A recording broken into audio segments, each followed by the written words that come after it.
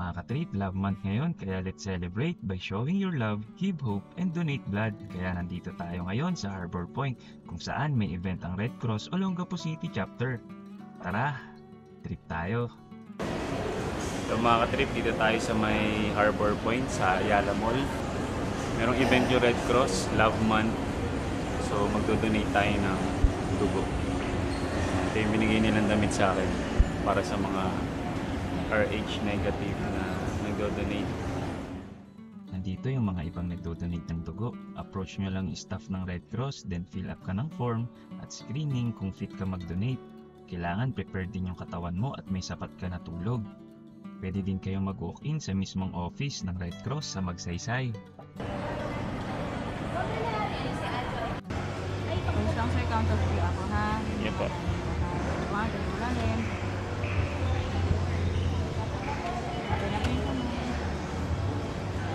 Mga katrip, show our love with compassion. Maraming nangangailangan ng ating dugo at makakatulong tayo sa ating kapwa.